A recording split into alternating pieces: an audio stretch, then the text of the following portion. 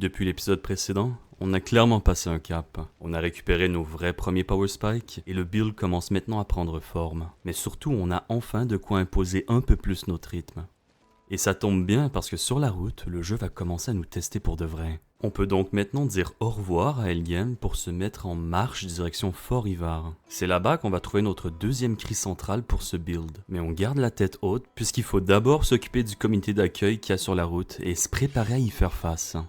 Maintenant qu'on est mieux sapé et bien accompagné, on peut se permettre un assaut frontal, mais il faudra y aller méthodiquement. L'Orim punit l'excès de témérité, alors on va jouer sur les limites. Ici, je vais passer en dual wield et exceptionnellement en ice stance. Normalement, j'évite la F1 à 2 armes parce que la portée est ridicule. Mais là, elle peut briller fort. La distance est parfaite pour caler un one-shot chirurgical sur le premier plan cause. Le reste, c'est du nettoyage et on commence par les archers. Et là, t'es très content d'être en armure lourde parce que sinon, 2 flèches et hop, c'est retour au bureau direct. Donc puisqu'on a l'avantage sur eux, c'est notre job. Vous vous souvenez du pierre-feuille-ciseau? Là on est en plein dedans. Bon, le fight n'est pas parfait. L'idéal, ça aurait été de contourner la grosse pierre au lieu de l'escalader. Ça m'a bouffé tellement de stam et ça m'a ensuite forcé à faire une charge légère. Et forcément, je le renverse pas, alors je me retrouve dans une situation un peu complexe. Heureusement que Lucien et Gore sont là pour rattraper mon coup. Et après, on termine le travail en profitant du chaos pour placer des gros bobos chirurgicaux. Après s'être refait la cerise sur le loot, je me suis laissé un peu distraire au loin parce qu'il y avait une grotte et mauvaise idée d'y aller quoi. Dans ce mode pack, y a pas de panneau danger, tu captes que t'es dans la sauce quand c'est déjà trop tard. Et en early game, la curiosité ça te détruit ton run. Donc là, je m'approche tranquille et je tombe nez à nez avec un ours polaire en pleine sieste et il a vraiment pas kiffé le réveil. Bon, clairement sur cette séquence, je suis pas très glorieux. Mais justement, ça aurait été dommage de pas la montrer parce que ça illustre parfaitement le système de poise. En gros, plus t'es fat, plus tu domines. C'est un peu rapport de poids et tu peux augmenter ça avec des perks, de la magie ou simplement avec une armure plus lourde. Sauf que là, j'ai rien de tout ça. Je suis en armure de fer, j'ai presque aucun perk en AV, donc forcément, c'est pas moi qui impose le rythme, c'est lui. Et moi, je suis sa chose. Bref, si vous croisez des chasseurs, n'hésitez surtout pas à les payer pour un spot de chasse. Déjà parce que ça file une quête gratos et que ça fait pixer notre trek questeux, mais surtout parce qu'il y a très souvent un chouette truc à la clé. Par exemple, ça m'est plusieurs fois arrivé d'être tombé sur une grotte avec des objets uniques à l'intérieur, donc, ça vaut la peine. Bon, je vais profiter de cette balade parce que vous avez sûrement remarqué que je porte plus l'épée et le bouclier unique de l'épisode précédent. C'est purement une question de drip, je vais être honnête. Le système de transmog fait un peu la gueule sur ces 2 items précis, alors j'ai fait spawn un set d'ébonite, qui est littéralement moins fort, juste pour conserver le look iconique du Dovahkiin des trailers. Je fais une série qui essaie de représenter au mieux ce gars, alors il faut qu'on le ressente à l'écran un minimum. Et d'ailleurs, je crois que c'est le seul set qui a du mal avec le transmog parmi tous ceux qu'on va récupérer, donc on va faire l'impasse sur les stats pour le moment. Et puisqu'on passe à côté, je vous invite à fouiller la cabane de l'herboriste pour compléter votre stock d'ingrédients. Et si vous êtes observateur, vous pourrez peut-être tomber sur un passage secret.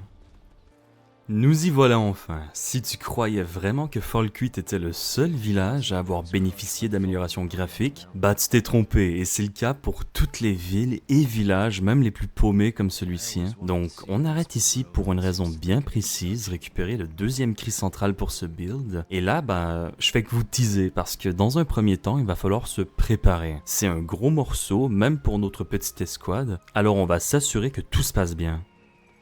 Déjà, on fait un passage obligatoire au temple de Kynareth pour récupérer un plus 40 de stam pendant 24 heures.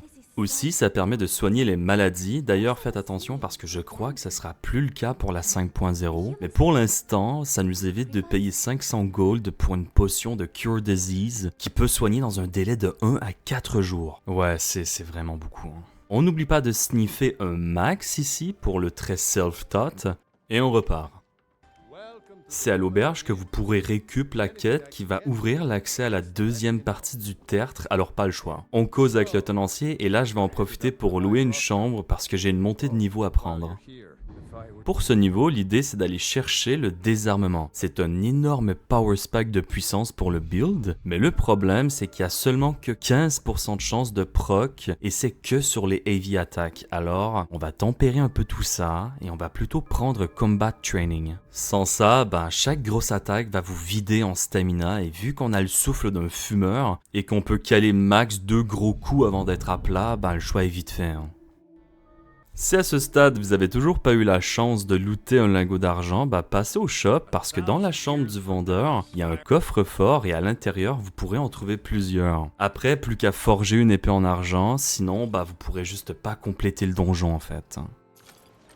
On va faire vite fait une petite parenthèse. Je sais pas si vous vous souvenez des peaux d'ours que je vous avais dit de stacker. C'est pour cette grognasse en fait. Elle fait une fixation maladive avec les ours. Et pour les nouveaux joueurs, cette quête est une purge. Mais j'ai un petit combo de tips juste pour vous pour plier ça assez rapidement. Déjà, vous avez 2 cavernes en bordure du village et dans chacune, vous trouverez à chaque fois un ours à l'entrée et 3 en intérieur. Il vous manquera plus qu'à en trouver 2. Si vous avez de la chance, l'un des chasseurs morts à l'entrée d'une des grottes en aura sur lui. Sinon, faites l'ascension du Haut-Hodgar et il y a souvent un ours baladeur. Avant de monter par là à Klimek pour récupérer sa quête, c'est de la free money, donc on crache pas dessus. Ensuite, on gravit la montagne en lisant toutes les stèles. À la fin, vous débloquerez un passif utile pour faciliter la quête, Voice of the Sky. Pendant 24 heures, tous les animaux seront pacifiques envers vous et ne vous fuiront pas.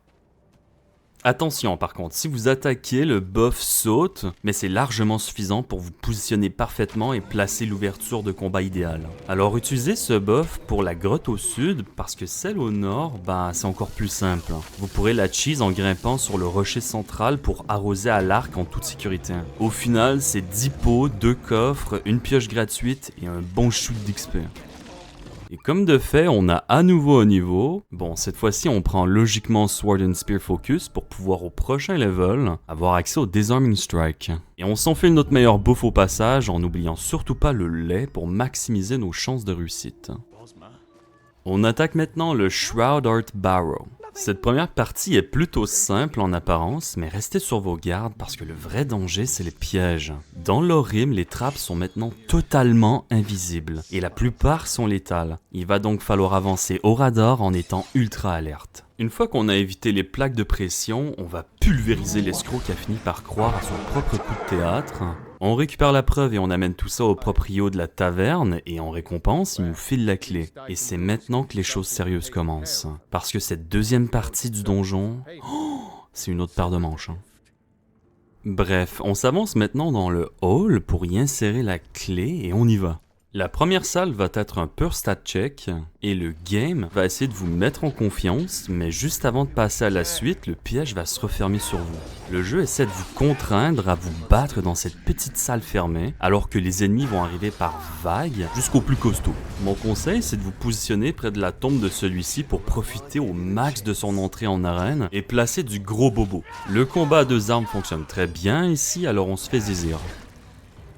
Ensuite, on progresse avec prudence en déjouant les pièges et on arrive dans cette salle qui te supplie de décocher une flèche sur les pots d'huile pour tout faire péter.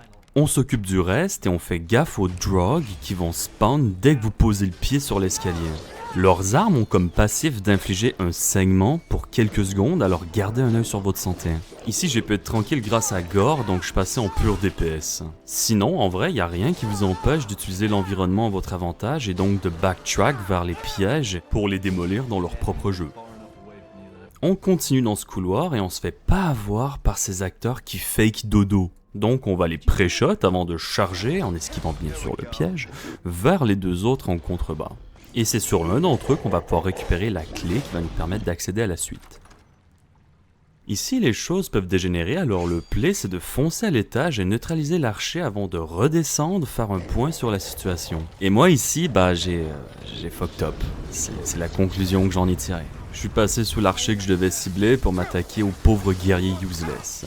En vrai, Gore tenait très bien la ligne et vu comment il s'était agglutiné sur lui, j'ai sorti mon bâton de boule de feu et j'ai arrosé. Il s'en remettra. Ouais, il est solide.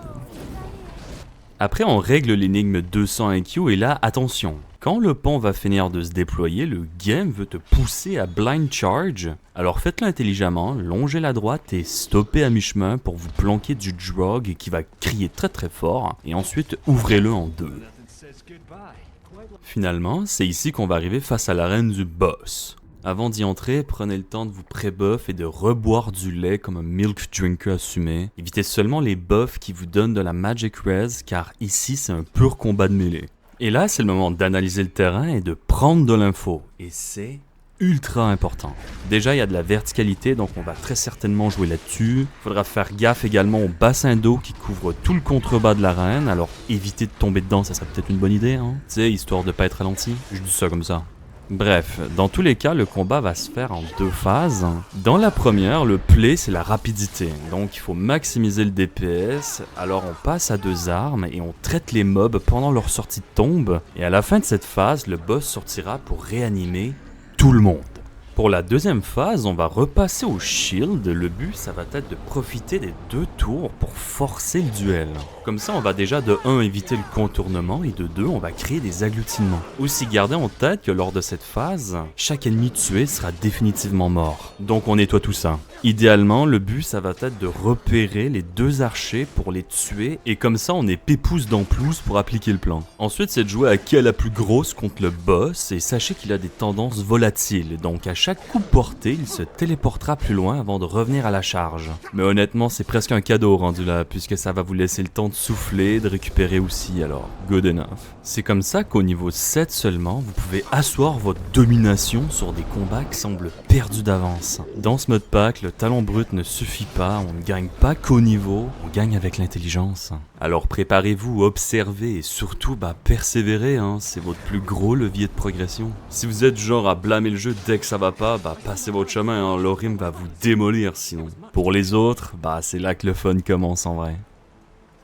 Bon allez, c'est bon, les discours de moralisateur, tout ça, c'est mignon, mais là il est temps de récupérer votre dû, la paix de Kin. Alors on oublie tout de suite la version claquée au sol du Vanilla, ici ce cri agit comme une triple potion de restauration. Ça va vous sustain en vie, en magie et en stamina, donc c'est tout simplement Game Breaker. C'est lui qui va vous porter jusqu'au late game le temps que votre restauration prenne le relais. Ça va littéralement être votre assurance vie pour toute votre progression. Et comme on a récupéré un niveau au passage, on va évidemment chercher le Disarming Strike. C'est le talent qui va propulser notre build. Concrètement, ça veut dire qu'à partir de maintenant, on ne craint plus les boss qui reposent sur leur armement, puisqu'on a enfin les outils pour dicter le rythme du combat, mais surtout le contrôler. Finalement, aujourd'hui, ce qui a fait la différence, c'est pas vraiment le build, hein. C'est les décisions qu'on a prises. Dans l'Orim, c'est pas que ton stuff qui te fait gagner, c'est comment tu joues.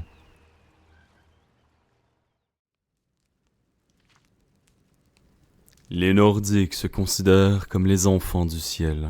Ils appellent bord de ciel la gorge du monde, car c'est là que le ciel a expiré sur la terre pour les façonner.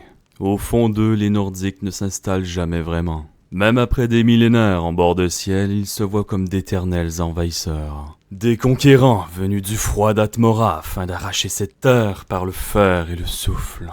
Ils ne cherchent ni l'intégration, ni la fraternité. Pour eux, il y a les enfants du ciel et il y a les autres. Ils peuvent régner sur un peuple pendant des siècles sans jamais s'en sentir proches. Ils dominent, mais en restant à part, isolés dans leur propre puissance, seuls face à l'immensité du ciel. Le souffle et la voix font l'essence d'un Nordique. Lorsqu'ils terrassent de grands ennemis, ils prennent leur langue comme trophée. Celles-ci sont ensuite tissées en cordes et peuvent porter la parole comme un enchantement. La puissance d'un Nordique peut s'articuler en un cri, comme le Kihai d'un épéiste akavirois. Les plus forts de leurs guerriers sont appelés les langues. Quand les Nordiques prennent d'assaut une ville, ils n'utilisent ni engins de siège, ni cavalerie. Les langues se postent en pointe devant les remparts, inspirant le ciel à plein poumon. Et au cri de leur chef, les portes volent en éclats, et les guerriers s'engouffrent dans la cité. Les cris peuvent servir à aiguiser les lames, ou à frapper leurs ennemis. Parmi ces dons, le plus célèbre est sans nul doute celui frappant tel une masse invisible, balayant l'ennemi comme la tempête disperse la cendre. D'autres portent en eux le tonnerre du commandement, une autorité divine à laquelle nul ne peut désobéir. Les plus grands maîtres de la voix peuvent projeter leurs paroles à travers les montagnes, interpellant une âme précise à des centaines de lieues. Certains peuvent même chevaucher leurs propres cris, se laissant porter par le souffle pour réapparaître là où le son vient se briser. Mais cette puissance colossale s'accompagne d'un fardeau de silence. Pour les plus grands d'entre eux, la moindre parole est une arme de destruction. Ils sont condamnés à vivre bâillonnés, ne communiquant plus que par des signes, réduits à laisser leurs mains tracer dans la pierre ce que leur gorge ne peut plus laisser échapper. Un silence éternel où chaque pensée doit être gravée. C'est poussé par ce pouvoir que certains finissent par s'isoler dans leur propre puissance, en remontant toujours plus loin vers le nord. Là-bas, ils font corps avec les éléments au point de se passer de foyer. Car le vent est l'âme de bord de ciel, et ceux qui hantent les terres les plus sauvages portent désormais la tempête en eux, pour l'éternité.